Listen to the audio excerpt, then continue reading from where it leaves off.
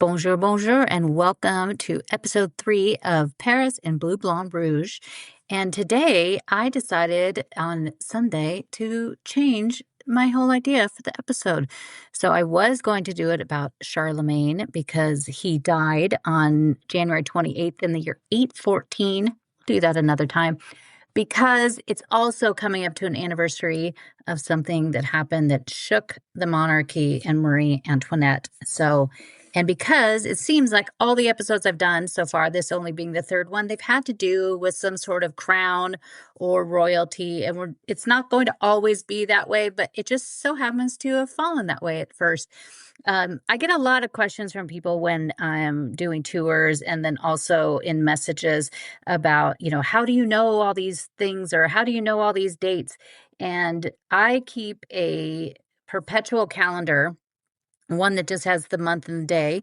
And I've had this going back, I think, 5 years now. And I add things to that calendar daily, weekly, sometimes 20 times a week. I find a date of something that happened. Somebody, in history, they were born or they died or, a specific event, something.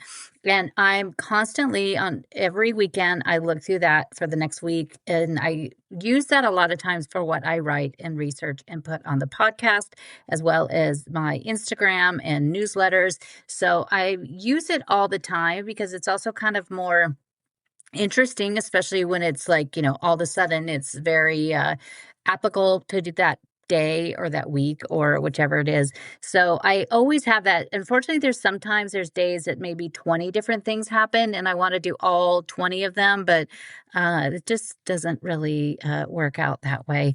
But I decided to change up the episode. So I spent, I'm recording this actually on Tuesday afternoon, and I spent all day Monday and today researching and putting together all my notes, even though there was a bunch of it I already knew. But I like to go even deeper and deeper into these stories to share them with you.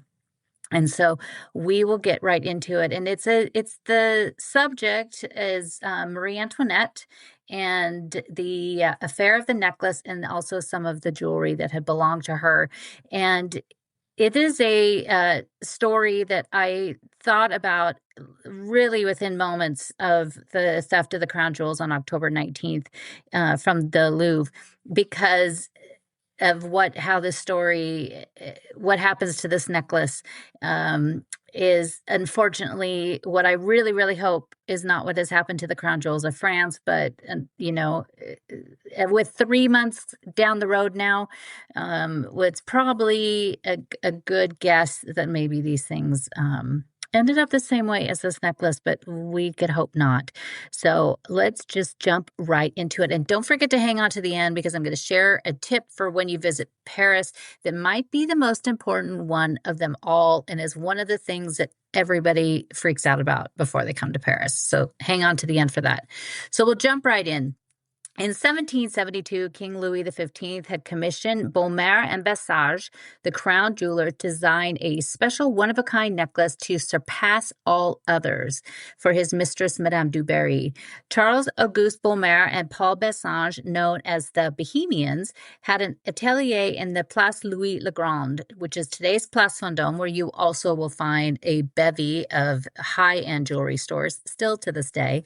The two became the jewelers to the king after Thierry de Vie d'Avry, who was a minister of the king's household, believed that he should have full authority over the appraisal of any jewels created or using the crown stones. Jeweler Albert decided he wasn't going to work under those conditions, and under Louis XVI, he gave up his royal marker, allowing the Bohemians to step right in. It took 6 years to gather 647 diamonds, weighing a total of 2,840 carats to create this necklace. Louis XV would die. Madame du Barry would be banished before it was all finished 6 years later in 1778. It was described as a row of 17 diamonds, each of 5 to 11 carats, that ties on the neck with a black silk ribbon. 3 garlands hang down with 2 large pear-shaped diamonds, a cluster of 3 diamonds and a large pear drop, and a larger pear diamond surrounded by smaller diamonds that also hang from it. What really makes this necklace stand out are the wide ribbons and tassels, which are actually made of diamonds, over 600 diamonds. The tassels later inspired Empress Eugenie and the brooch that was stolen from the Louvre. Left with a very expensive necklace on their hands without being paid, they reached out to Louis XVI, thinking he would want to buy it for his queen. With a very high price tag, the queen refused, telling her husband, "We have more need of 24 ships." However, it was also her strong dislike of Madame du Barry, and she didn't want anything intended for her. The jeweler was distraught and would be bankrupt if they couldn't sell the necklace, and were easy prey for a crafty criminal. In comes Jeanne de Valois Saint-Remy. The Comtesse de la Motte began her life believing she was a descendant from royalty. Her father, Jacques de Valois, was the illegitimate grandson of Henri II, and his mistress Nicole de Savigny. Never recognized, they constantly lived far beneath where they believed they should be, and by the time Jeanne grew up, she wanted to do something about it. At 24, Jeanne married Nicolas de la Motte, and both had lofty goals of how their life should be. Nicolas obtained a job as a bodyguard to the Comte d'Artois, the brother of Louis XVI and the future king of Charles X. Allowing Jeanne entry to Versailles amongst the court, she planned to get close enough to Marie Antoinette, who she believed would take pity on her circumstances as a woman and bestow her with her regal heritage. This, of course, did not happen. Jeanne met Marc-Antoine Rétaux de Villette, a jack of all trades, including forgery, prostitution, and fraud. A friend of her husband's, the two began a hot and steamy relationship and hatched a plan to get what she believed she rightly deserved. Our other major player in this story was Cardinal Louis-René de Rohan. Descending from the wealthy Rohan family, he served as the ambassador to Vienna in 1771. The empress and mother to Marie Antoinette, Marie-Thérèse, wasn't a big fan of Rohan. Rohan loved his life of luxury and being surrounded by lovely ladies, had little interest in much else. Rohan had uncovered a plot by the empress to overthrow Poland and wrote a letter exposing her. The letter made its way to Versailles and into the hands of Madame du Barry, who read it aloud at a dinner with Marie Antoinette looking on. She would never forgive Rohan for what he said about her mother, and it was another strike against du Barry. Rétaux de Villette had learned of Rohan's desire to return to the good graces of the young queen through a few of his ladies he employed to serve as the cardinal. With his talent for forgery, access to the palace, and a knack for pulling off a sting, a plan was hatched, and the cardinal was the perfect tool. Jeanne placed herself in the path of Rohan a few times until he noticed her, and the two became lovers. Confessing his distress over the lack of a relationship with the queen to Jeanne, at the perfect moment, she told him she was friends with the queen, and if he wrote her a letter, she would get it to her. Jeanne had another agenda. Villette answered the letters himself, posing as the queen, who then passed the letters to the cardinal by Jeanne. Growing increasingly skeptical after numerous letters, Rohan begged for a private meeting with the queen. Jeanne hired Nicole Legray d'Oliva, a prostitute from the Palais Royal, to impersonate the queen. On August 11, 1784, at 11 p.m., in the Grove of Venus at Versailles, the queen, quote-unquote, emerged and handed Rohan a red rose. For the next few months, the letters from the queen to Rohan continued. On December 28, 1784, Jeanne visited Beaumont and Versailles. Her reputation as a close confidant of Marie Antoinette had spread throughout Paris, and the jeweler was hoping she could help. On January 21st, 1785, Jeanne told Rohan that the queen wanted the necklace but needed someone to get it for her. Jeanne forged a letter and a purchase order for the necklace, and he took it to Beaumont and Versailles on February 1st, 1785. Handing over the necklace to Rohan, he then took it to meet Jeanne and what he thought was one of the queen's valets. It was, in fact, Rétaux de Villette, who promptly took the necklace and removed all the diamonds. The jewels were separated between de Villette and her husband, de la Motte, instructed not to sell them all at once. Nicolas de la Motte fled to England with the largest of the diamonds. Dressed as an aristocratic gentleman, he claimed the diamonds were from belt buckles and family heirlooms. In need of a quick sale, de la Motte offered the stunning diamonds at a very low price that would raise suspicion among the jewelers. Numerous jewelers called the French embassy, but there hadn't been any reports of high-quality gems missing. De la Motte realized he would have better luck trading them instead of selling. Furniture, crystal chandeliers, bronze and marble statues, and art were all traded for the diamonds. He loaded them up and returned to France. For almost 8 months, the trio lived a life of luxury. Jeanne's husband returned to England, and Jeanne and Villette lived in a large house in Versailles in the Champagne region, decorated with the furnishings obtained from the trading of the jewels. The first payment to Beaumont and Bassage was due on August 1st, and as the days passed, they grew more wary that they wouldn't see the money. Meanwhile, Rohan still wasn't being invited back into the fold in the confidence of the queen. The jeweler contacted Rohan, who was unaware that they hadn't been paid. After days of trying to reach Jeanne, she told him the queen needed money and that he could help her find wealthy friends who would make the first payment. This is when her grand scheme began to unravel. As jewelers to the crown, they knew many people in the court of Versailles.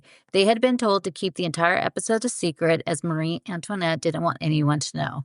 I'm not really sure how they thought that was going to play out, because wouldn't she have worn the jewels at some point if she had them? I know I would. Beaumont sent a letter to the chambermaid of the queen revealing his situation. The letter was then passed to Madame Campan, who told the queen, then to the Baron de Breteuil, minister of the king's household, who had a strong dislike for the cardinal. On August 15, 1785, on the Feast of the Assumption, the cardinal was walking through the Hall of Mirrors, where he was arrested and taken to the king. Marie Antoinette and the jeweler Beaumont were waiting with the order signed by the queen. She had never seen it before. Rohan was taken to the Bastille and divulged all he knew about the necklace theft. Jeanne and Villette continued to sell the jewels one by one. Villette approached a jeweler in Motte, offering a few of the large brilliant cut stones at a very low price, which struck the jeweler as odd. The police were alerted and paid a visit to Villette's apartment on the Ile Saint-Louis. The jewels were gone, but he was arrested, confessed, and also admitted the involvement of both of the de la Motte couple. Jeanne de la Motte was arrested and sent to the Bastille. Nicole Legray d'Oliva, the prostitute that impersonated the queen, was arrested in Brussels on October 16, 1785. On May 22, 1786, they all stood together at the Parliament of Paris on the Ile de la Cité. 8 days later, on May 30th, the verdict was in. Cardinal Rohan and Nicolas Legray d'Oliva were acquitted of all charges. Nicolas de la Motte, who never appeared at court, was sentenced to life in prison in absentia.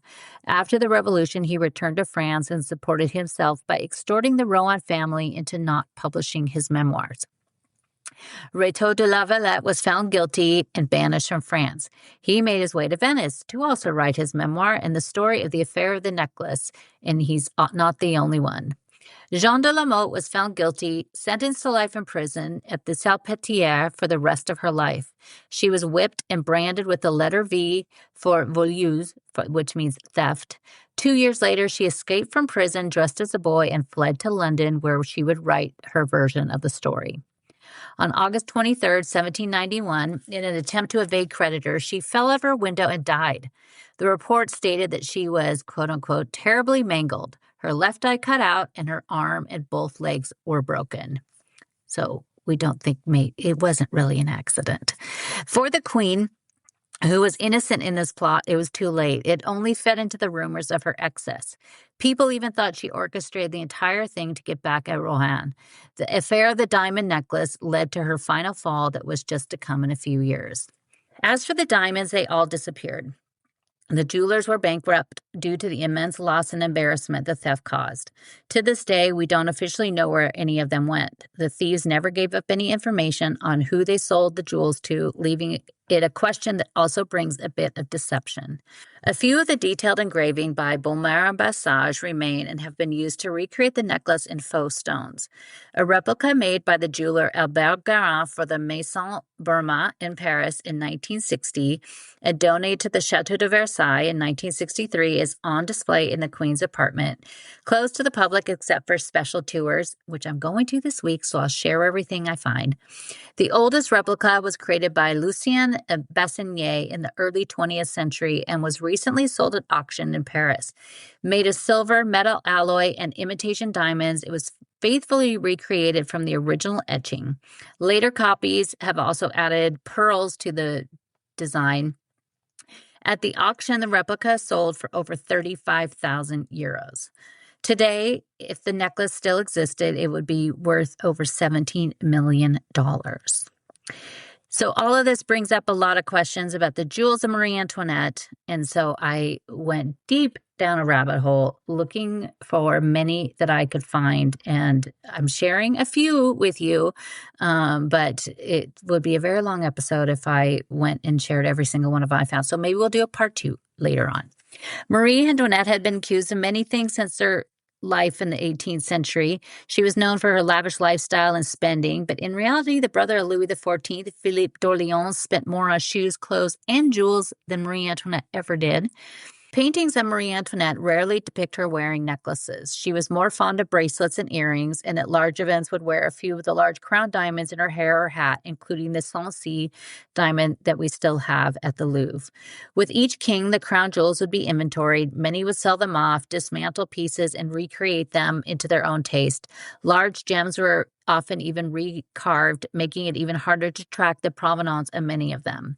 When Marie Antoinette arrived at the court of Versailles, one of the only things she was allowed to bring with her were her jewels. Pieces given to her by her mother, Empress Marie-Thérèse, and her grandfather-in-law, Louis XV, all became her personal collection, not of the crown. On May 5th, 1789 was the last opportunity that Louis XVI and Marie Antoinette would have to wear their jewels.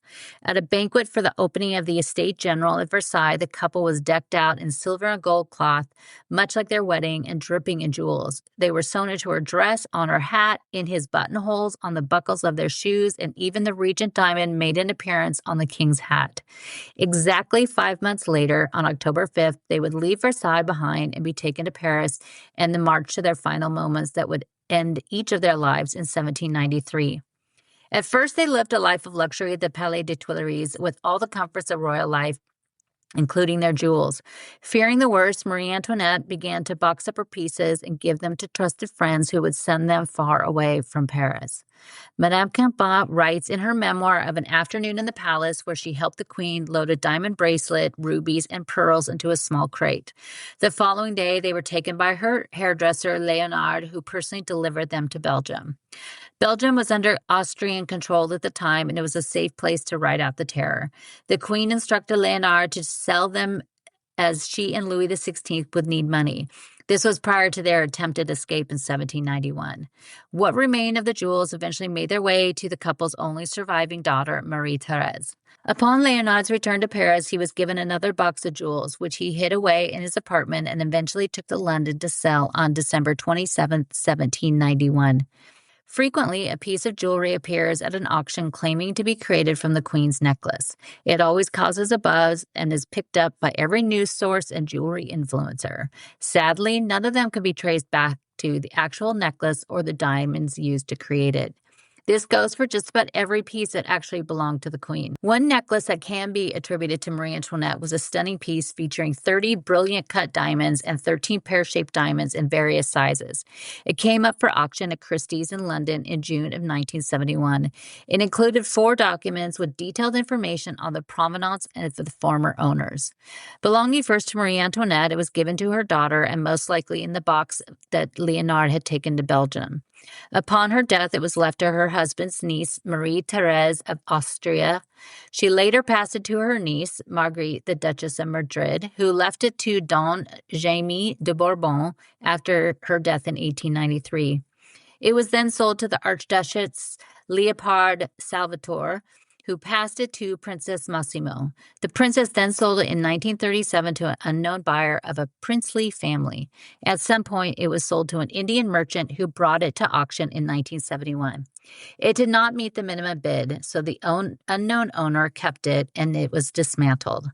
The necklace is stunning, but the setting is not in the style of Marie Antoinette and most likely was redesigned under Marie-Thérèse of Austria, the third owner. Another necklace that gains a lot of attention is called the Sutherland Diamond Riviere. Designed with 22 large diamonds, there are 2 versions of the history that can be linked to the Sutherlands and their descendants. The first is that Georges Levinson Gower, who was the Duke of Sutherland, served as the ambassador of France during the Revolution. At the time, the royal family was in the Tuileries. Elizabeth, the Countess of Sutherland, claims to have grown close to Marie Antoinette and was given some of her jewels as they fled and returned to England. Another story was that the Duke's father, the Granville Leveson-Gower, the first Duke of Sutherland, purchased the diamonds from Nicolas de la Motte, claiming they were part of the famed necklace. Worn by generations of Sutherland women, it came up for auction in 2019 but was removed and given to the British government in lieu of estate taxes and is now held at the Victoria and Albert Museum. In the Smithsonian in Washington, D.C., it said a large pear-shaped drop earrings is also tied to her, although there isn't any evidence to back that up. In fact, a letter written in 1928 by Prince Yusuf dates the jewels to his great-grandmother, who had purchased them in 1803 and was not affiliated with Marie Antoinette at all. Eventually, they were purchased by Marjorie Meriwether Post through Harry Winston and later donated by her daughter to the Smithsonian. With such uncertainty of whatever happened to the Queen's necklace or its diamonds or any of her jewels, but we haven't seen the last of the auction items or stories of the jewels that may have been a part of the Queen's collection or the famous necklace. When you find many of these things in auctions and Christie's and Sotheby's, they will all, you say, may have been in quotes. So, but they still drive up massive and incredible prices. But very, very few of them ever can actually be traced to being owned by Marie Antoinette. Sadly, when we talk about the crown jewels that I've covered a lot on my social media and on the past podcast, many of the jewels, the crown jewels themselves were, the kings or the queens were painted wearing these crowns or these necklaces. And we don't really have that with Marie Antoinette. She, when she escaped the Tuileries, she took with her her pearl necklace, and some costume jewelry. And that is the only things that she had that would have been then taken when they stormed the Bastille. So that is really all they have. So she wasn't really known for having a lot of jewelry like some of the other people were. And, I guess if I was Marie Antoinette, I'd be stocking up on those jewels, that's for sure. If you want to see more about these stories, you could also watch a movie that came out in 2001 called The Affair of the Necklace. It has Hilary Swank playing Jeanne de la Motte, and Simon Baker playing her lover, and he's always handsome. It's actually pretty close to the story. There's a few things in there, like Marie Antoinette didn't visit her at the Bastille. There's a few other things, but it actually, for a movie, it actually does surprisingly stay somewhat close to the story. Another one is the fantastic Netflix series Lupin, which is the first season is about the Queen's necklace and how it was stolen. And I actually, before I was recording this, I went to go look back at the beginning of the show, and the necklace is like three strands of pearls, and then has kind of more of a filigree thing that hangs down. And they try to say in the show that it was from the famous necklace, but it's not at all, because there were not any pearls in there. Later copies of made of imitation jewels did include pearls on there, but the original one did not. So it's kind of funny that they should have just made it that it was all diamonds. Also, Alexander Dumas in 1849 wrote a book called The Queen's Necklace, and you can actually find that and read that online. And then, as well as, you could read memoirs. You could read the Jeanne de la Motte's memoir. I didn't find de Villette's memoir, but I'm sure it is out there. And I even saw a little bit of Nicole, her small bit of her memoir that she wrote about it. So I didn't read all of them because I knew it was also going to be a very one-sided take on the situation. But there's a lot out there about it. So check it all out. But the jewels, I should say, that were in the Louvre that were stolen, of the ones that were stolen, none of them had been owned or worn by Marie Antoinette. Even the Regent diamond that did thankfully survive in a case they didn't even touch. That there is no reference that she ever actually wore that. The Sancy diamond, though, as I said earlier, she did actually wear that. So it's crazy to think, when you look at those, which we sadly can't do at the moment, but when you look at those kinds of things and you realize how many people wore them, and I think that's what, for me, is the shocking and such a sad part of the story, because you just think of the people that got to wear those pieces over history and all the different times. So we are now over 3 months into it. We haven't gotten any update since last week. The Louvre did strike again, and they decided not to open yesterday on Monday. So we'll see what happens tomorrow, Wednesday, if it opens or if it opens late. It was really too bad because it was the last day to see the fantastic Jacques-Louis David exhibit, which opened 3 days before the theft. And I wanted to do a bunch of stuff about it, but it all kind of got pushed aside because of the heist and everything else. But I will definitely share some of that because there's some fantastic things at that exhibit and learned a lot. So excited to share that with you. But my one last little thing is a tip for Paris. Now, if you go on to Facebook, or I'm sure other places, and go to these Facebook groups that are all about, traveling to Paris and tips and, groups, that there's quite a few different groups created by other podcasters and YouTube people and Instagram people. And one thing you see all the time between, is Paris safe? And they think that they're going to get pickpocketed in every other corner, but also what to wear in Paris. Now, it is, you feel comfortable, do whatever, you wear whatever you want. But my one little big suggestion of all of these things is do take into account a little bit of what you wear, because going back to those pickpocketers, if you are wearing, if you have some big, huge backpack and, you just are kind of sticking out like you're a tourist, you basically have a sign over your head saying, pickpocket me, because they know that the tourists, unfortunately, have all the good stuff on them. They have the phones and the cameras and the credit cards and sometimes a lot of money. And you are just making it really easy to be spotted. But still, enjoy yourself, stop and take pictures, do anything you want.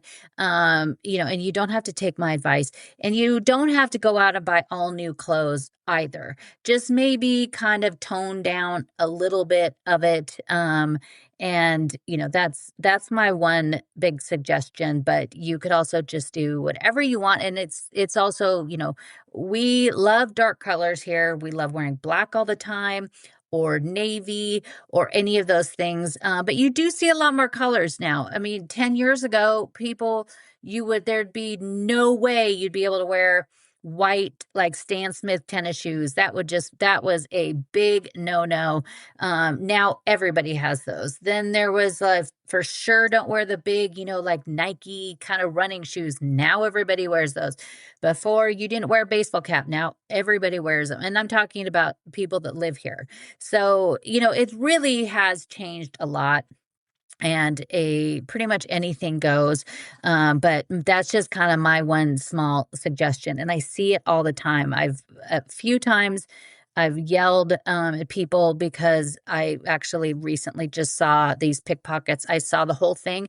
They literally saw this group of 3 girls dressed like with every single thing that had a Chanel logo on it. And her purse was open. And I saw these 3 girls, clock them. And she walked right over there, stuck her fake little cardboard clipboard over her purse, and I watched her pull something right out of her bag. And I yelled. I wasn't very far, and I yelled at the people to pay attention. And they ended up getting their phone back. But I also probably shouldn't be doing that. But it is, you just be very careful. But, I could have clocked these ladies a ways away, knowing that they were probably going to be easy mark. So just don't make yourself an easy mark. If when you're going through busy sections, even in a busy museum or at the Eiffel Tower, any of those places, if it's really busy and you're a woman, put your hand on your purse. Like, just don't make it look like you are an easy mark. And they won't even bother with you because they don't have time. They want to get something fast from you and go. So it kind of goes hand in hand, the pickpockets and the way you dress. But, still come to Paris and have fun. And, if you want to wear the beret, go for it. So thank you guys so much for joining me for another episode of Paris in Bleu Blanc Rouge. And make sure to check my website, ClaudineHemingway.com, and I'll put some pictures and notes on my website that you could check out. And always make sure to follow me on Instagram and Facebook because I post tons of stories and pictures every single day to keep you updated on things that are going on and other little episodes in history. And I will see you next week if we don't have any exciting breaking news before then.